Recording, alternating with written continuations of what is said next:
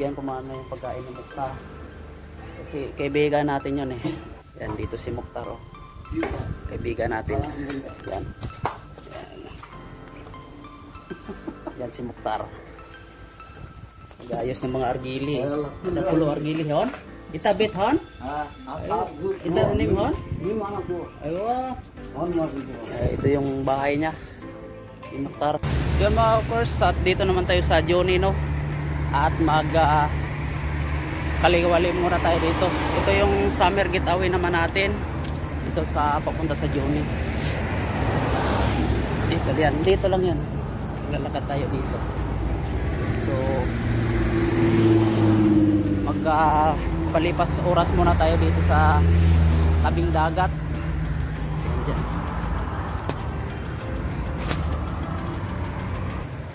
So ito yung story natin dito sa Lebanon at ang mga memories ko dito sa bansang Lebanon na to. Nagtrabaho na ilang taon na rin. So hindi pa tayo nakakauwi. At yan yung tabing dagat. So kita-kits na lang doon sa dagat mamaya. Okay, so yan o. Tabing dagat niyan dyan. Pero hindi tayo dyan pupunta mga walkers. Doon tayo sa kaibigan natin na mayroong beach doon sa Golden Bay. Kasi doon ako lagi naliligo eh. Kasi maganda yung ambience doon. Saka gusto ko walang ganong tao. Yan, at malapit na tayo mga walkers. Diyan sa beach na yan. Sa likod niyan. Kaibigan namin. Dito yung Mamiltil. Yan. Dati grabing tao dito. Ang dami ngayon. Wala nag-ano. Sa La Medina. At dito yung telepheric. Ang station ng telepheric yan. So diretso lang tayo sa unahan. Yan. Diretso lang tayo. Yan. Station ng telepheric yan. Telepheric.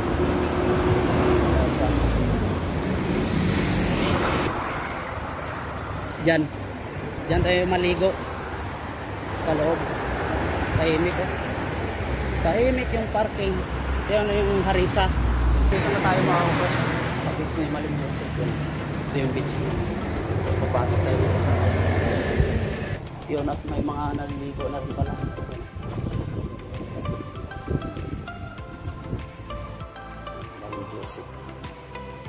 Bigyan ko muna yung pagkain ng Mukhtar. Kasi kaibigan natin yun eh. Yan, dito si Mukhtar oh. Kaibigan natin. Yan. Yan si Mukhtar. Gayos ng mga argili. Ano pulo argili hon? Itabit hon? Ito unim hon? Aywa. Ito yung bahay niya. So yan, dito na tayo sa beach ni Malim Joseph ngayon. Ang ganda. Ganda dito. So dito ako laging naliligo mga walkers kasi hindi ganong maraming tao. Kasi gusto ko maligo yung katamtaman ng tao, hindi crowded. Kasi pag sobrang crowded kasi hindi ko na-enjoy yung yung pagliligo ko eh. So dito ang ganda. Yan. Ito sinit up ni Mukhtar yung Mukhtar yung upuan. So mamaya na ako pupunta doon. Wala pa si Malim Joseph dito eh.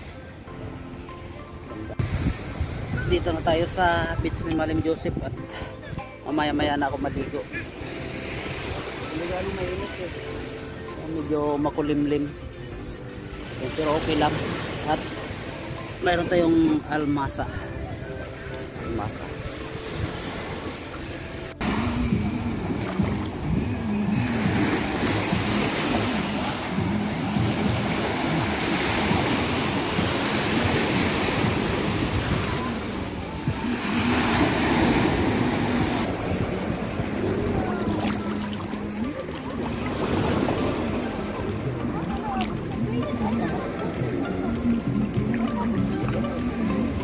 Daming isda mga walkers. Yung mga tawag nito isda, yung kulay orange. Dami na. Gusto pagpunta ko dito, dala ko ng net. Dami nila dito. Dito sa beach ni Malim Joseph. Yan tayo naliligo. Yan. Dito tayo dito. Yan. Okay.